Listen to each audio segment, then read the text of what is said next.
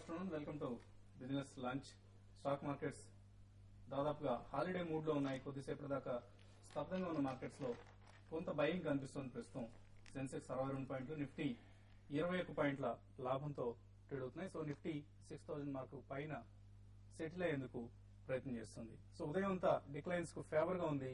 Advance declines ratio గమనిస్తే ప్రస్తుతం advance declines ratio positive గా, అంటే అడ్వాన్సెస్ కు ఫేవరబుల్ గా మారింది. సో సెక్టర్ వైజ్ గమనిస్తే టైర్ కంపెనీస్ ఇవాళ ఈ స్టాక్స్ లైమ్ లైట్ లో ఉన్నాయి. ఇంపోర్ట్ డ్యూటీ, నేచురల్ రబ్బర్ పై ఉన్న ఇంపోర్ట్ డ్యూటీని, ఇది ప్రధాన రా మెటీరియల్ టైర్ కంపెనీస్ కి, దీన్ని కొంత తగ్గించనున్నారన్న వార్తలతో స్టాక్స్ అన్ని కూడా MRF, CEAT, Apollo Tyres, JK Tyres ఇవన్నీ కూడా 4 to 5% వరకు లాభపడ్డాయి. అలాగే ఫెర్టిలైజర్ స్టాక్స్ కూడా పాజిటివ్ గా ట్రేడ్ అవుతున్నాయి. ఇండెక్స్ స్టాక్స్ లో గమనిస్తే ఎల్ఎన్టీ, హెచ్డిఎఫ్సి బ్యాంక్, అలాగే Sun Pharma, State Bank of India, Tata Steel, Wipro, of course Reliance Industries, heavy weight, so ఇవన్నీ లాభాల్లో ట్రేడ్ అవుతున్న స్టాక్స్. గ్రాసిమ్, బీపీసీఎల్, అలాగే బీహెచ్ఈఎల్, టాటా మోటార్స్ ఇవి నష్టాల్లో ఉన్న స్టాక్స్ గా చెప్పుకోవచ్చు. సో ఓవరాల్ గా పెద్ద సిగ్నిఫికెంట్ మూవ్స్ లేవు, బట్ స్పొరాడిక్ మూవ్మెంట్స్ మాత్రమే కనిపిస్తున్నాయి. సో కొన్ని స్పెసిఫిక్ స్టాక్స్ లైక్ బిర్లా, శ్లోక, ఎడ్యుటెక్ ఇటువంటి స్టాక్స్ లో కొంత మూవ్మెంట్ కనిపిస్తుంది. సో ఈ పరిస్థితిపై మాట్లాడేందుకు ప్రస్తుతం మనతో అనలిస్ట్ కుటుంబరావు గారు, అలాగే శేషు గారు సిద్ధంగా ఉన్నారు. సో కుటుంబరావు, 2010 దాదాపుగా ఎండ్ కావస్తుంది. 2011 కి సంబంధించి ఎటువంటి అంచనాలు ఉన్నాయి? 2011 లో మోర్ దాన్ 20% రిటర్న్స్ వచ్చే అవకాశాలు ఎంతవరకు ఉన్నాయి? డెఫినెట్లీ ఉన్నాయండి. బారింగ్ ఏంటంటే పొలిటికల్ క్రైసిస్ ఏది ఎమర్జ్ కాకుండా ఉంటారు అనమాట. ఎందుకంటే ఆల్రెడీ మనం చూస్తున్నాం చాలా రంబ్లింగ్స్ ఇటు డిఫరెంట్ కోalition పార్ట్నర్స్ దగ్గర నుంచి. And next year 2 state government elections కూడా ఉన్నాయి, తమిళనాడు, వెస్ట్ బెంగాల్ అనమాట. ఎందుకంటే both are major partners in UPA కూడా.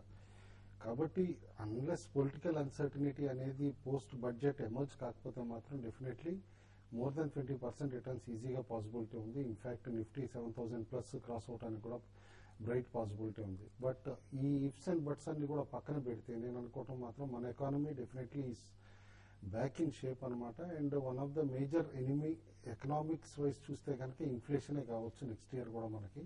ఎందుకంటే క్రూడ్ ఇప్పుడు $90 దగ్గర ట్రేడ్ అవుతుంది. ప్లస్ ఫుడ్ ఇన్ఫ్లేషన్ చాలా స్టబర్న్ గా ఉంటుంది, తగ్గట్లేదు.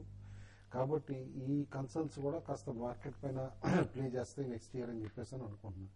కాబట్టి ఫస్ట్ 2 months లో కనుక ఇన్ఫ్లేషన్ తగ్గించగలిగితే కనుక అరౌండ్ బడ్జెట్ టైం కల్లా definitely markets will be in positive zone for the rest of the year అని అనుకుంటాను. విత్ హికప్ సెట్ మాన్సూన్ కానీ, ఆ తర్వాత Q1 నెంబర్స్ కానీ అట్లా చూసుకుంటే కనుక.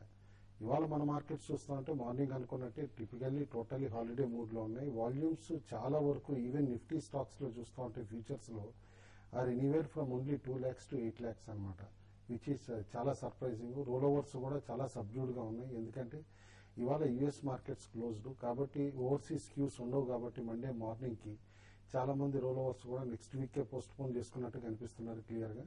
నేను పుట్ కాల్ రేషియో చూస్తూ ఉంటే మాత్రం స్లైట్ షార్ట్స్ డెవలప్ అవుతున్నాయి.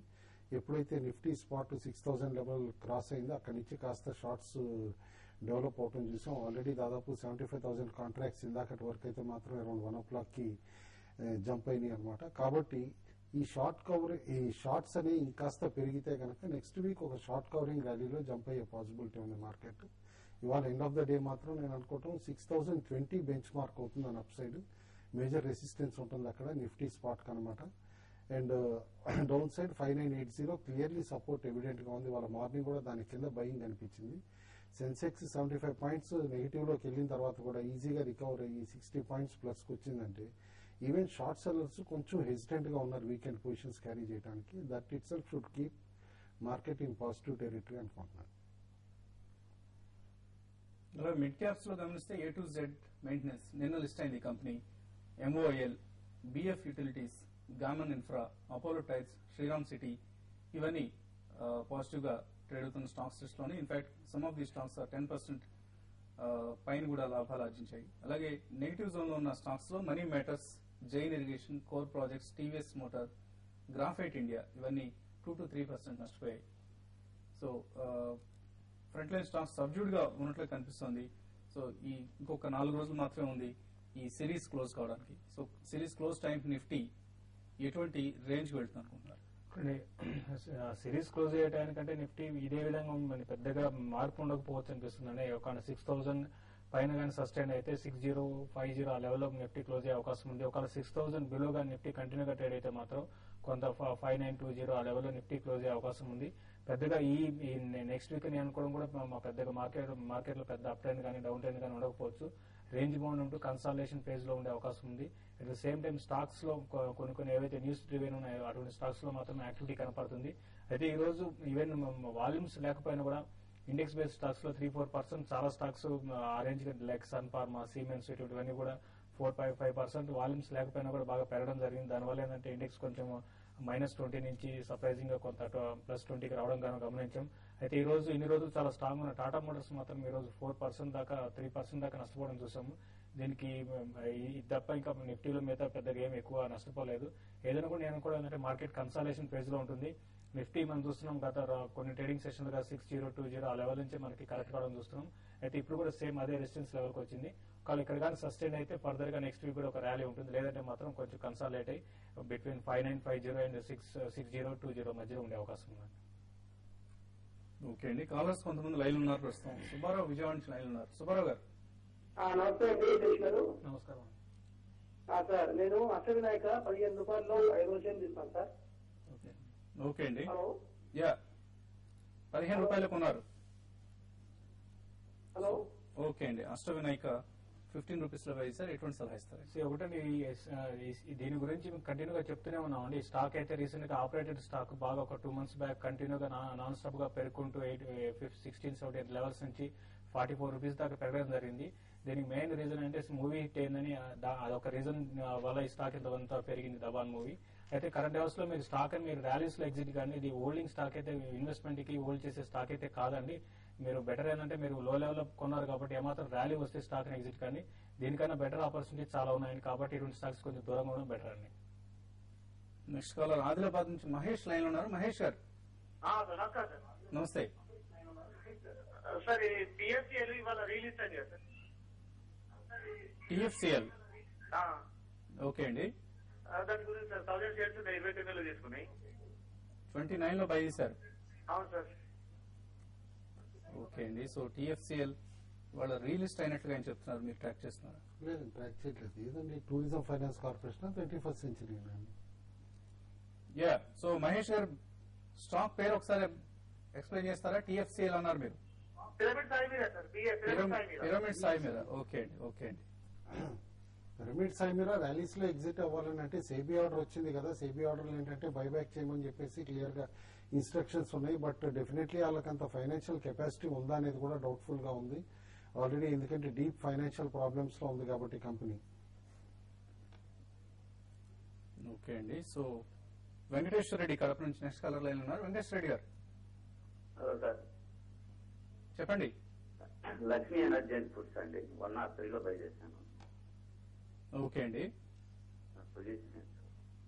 Lakshmi energy and foods active గా అప్పుడప్పుడు యాక్టివ్ గా ట్రేడ్ అవుతుంటుంది స్టాక్. ఒకటండి ఇంటిగ్రేటెడ్ అగ్రి కంపెనీ అండి, ఎందుకంటే రైస్ హస్క్ ఏదైతే ఉందో దాంతో ఏమో పవర్ కూడా ప్రొడ్యూస్ చేస్తారు. అండ్ ఈసారి నాన్ బాస్మతికి కూడా డిమాండ్ ఉంటూ ఈ కంపెనీ కొంచెం బెనిఫిషియల్ అనమాట. It's not only basmati, non basmati కూడా ఎక్కువ చేస్తారు కాబట్టి వీళ్ళు. బట్ డెఫినెట్లీ నేను అనుకుంటూ ఈసారి నార్త్ లో హార్వెస్ట్ బాగుంటే గనక it can do better in this quarter అని చెప్పేసి అనుకుంటున్నా. బట్ ఎక్సెస్ వింటర్ కానీ అండ్ రీసెంట్ రెయిన్స్ కూడా పంజాబ్ క్రాప్ ని డ్యామేజ్ చేసినాయని చెప్తున్నారు. కాబట్టి సఫిషియంట్ టర్న్ ఓవర్ చూపించగలరా అనేది కాస్త కన్సర్న్ అనమాట. వెయిట్ ఫర్ Q3 రిజల్ట్స్ అండి, అప్పటి వరకు మాత్రం హోల్డ్ చేయండి స్టాక్. సో ప్రస్తుతానికి లక్ష్మీ ఎనర్జీ ఫుడ్స్ ను హోల్డ్ చేయండి. గురువిరెడ్డి నెక్స్ట్ కలర్ లైన్ ఉన్నారు కడప జిల్లా నుంచి. హలో నమస్తే సార్. నమస్తే. ఆల్కలి మెటల్ 170లో 117 లో బై చేశారు. ఇప్పుడు ఈ 70-75లో ఉంది సార్. అది ఇప్పుడు యావరేజ్ ఏమైనా చేయవచ్చా? ఓకే అండి, స్ట్రేంజ్ కౌంటర్స్ లో మన వాళ్ళు ఎంటర్ అవుతూ ఉంటారు. ఆల్కలీ మెటల్స్ యాక్చువల్గా ఏపీ బేస్డ్ కంపెనీ అండి, సోడియం తయారు చేసే కంపెనీ అనమాట, which is one of the important raw material for nuclear power stations కూడా. బట్ ఓన్లీ థింగ్ ఏంటంటే అప్పుడు న్యూక్లియర్ ఎనర్జీ అగ్రిమెంట్ అయినప్పుడు వన్ ఆఫ్ ద హైప్ చేసి స్టాక్ ని 300+ కూడా ఆపరేటర్స్ తీసుకెళ్లారు. అయితే రీసెంట్లీ కోర్ ప్రమోటర్ ఎవరైతే ఉన్నారో మెయిన్ టెక్నాలజీ ప్రమోటర్. ఆయన ఎక్స్పైర్ అయ్యారు. ఆయన సన్కి అంత కీన్ ఇంట్రెస్ట్ ఉన్నట్టయితే కనపట్లేదు కంపెనీ పైన. అప్పటి నుంచే స్టాక్ కూడా స్లైడ్ అవటం మొదలైంది. దాదాపు 175 నుంచి ఇప్పుడు బిలో 175 రూపీస్ దాకా వచ్చింది. Preferably use any rallies to exit అని. ఓకే అండి, కౌంటర్ నుంచి సాధ్యం త్వరగా బయటకు వచ్చే ప్రయత్నం చేయండి. యావరేజ్ మాత్రం చేయొద్దండి, ఎందుకంటే బెటర్ కౌంటర్స్ చాలా ఉన్నాయి. ఇప్పుడు చిన్న బ్రేక్ తీసుకుందాం.